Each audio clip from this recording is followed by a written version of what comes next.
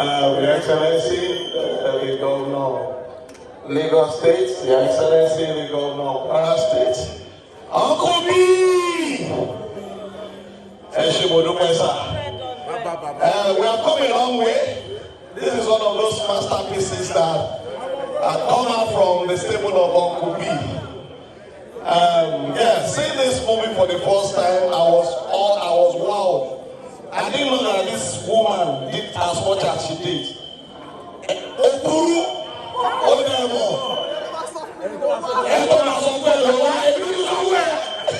Thank you very much, ladies and gentlemen, for seeing this. But please, this movie is opening on the 4th of July to the public nationwide.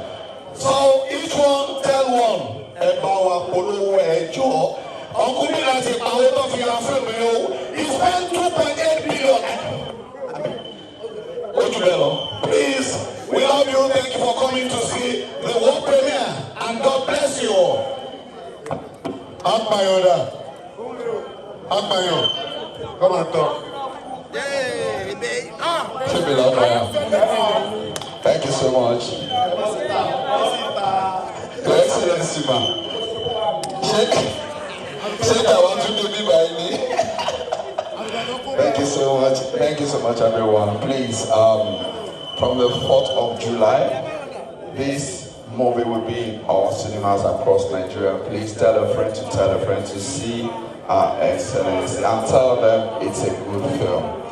That's for now. That is the best of Sola Sobowale. You agree with me? Yes or no? Yes.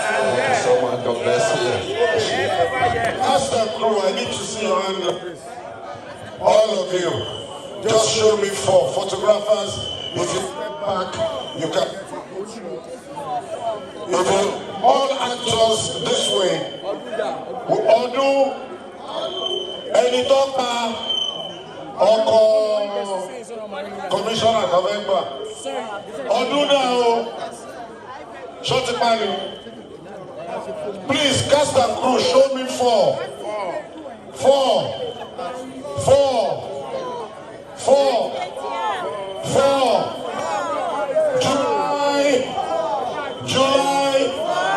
July. Anything, what's in Molly? Please, everybody come out for our Baba. July 3rd, this movie will start showing in all cinemas. Come and see how a millennial can actually dethrone one of a jealous wife.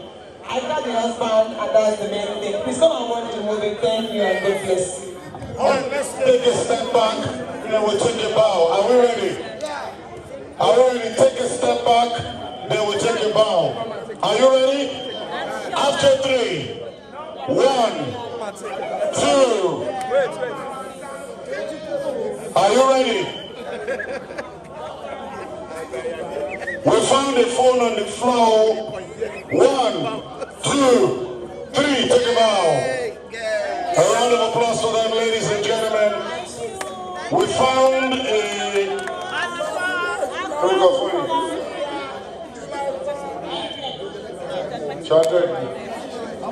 We found a phone that uses 2 SIMs, Glo and Airtel. If it's your phone, come and collect it, please. Thank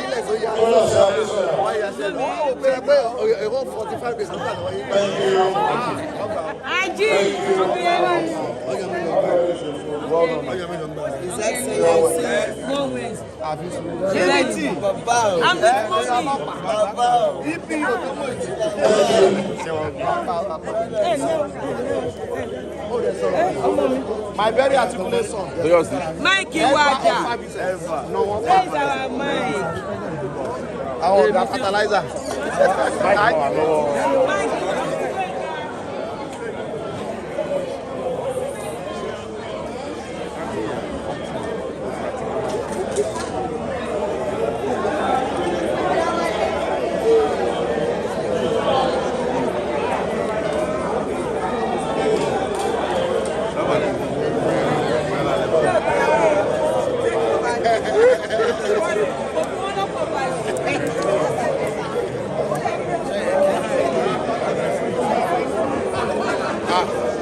The barrister.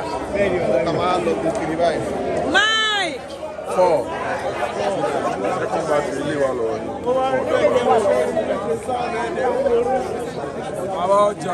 Hey, Baba Oja. Ẹ ṣeun. Ẹ ṣe. Alájà. Ẹ ṣe gbọ́lẹ́dẹ́. Ẹ pé ṣá o. At the date, no, at the date, by 6:37. Good evening, sir. Hey. Fantastic. Ali Baba. Congratulations, sir. Go. I don't have a way. Congratulations. Yes, sir. Yes, sir. Hello.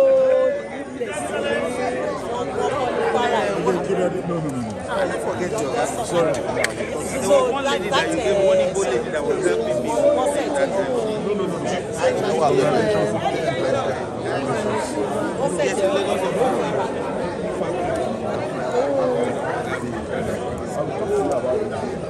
Okay, sir.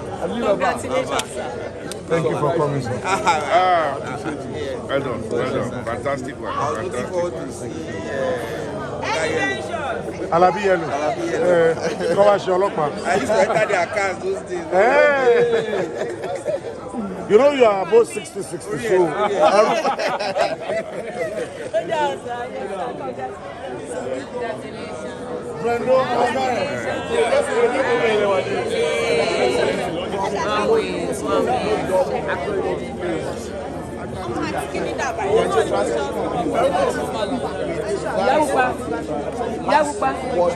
Yagupa.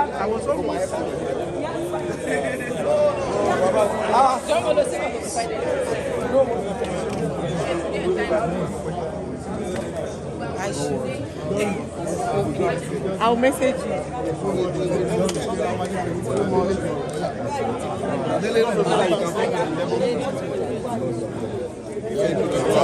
Thank you. How about you, sir?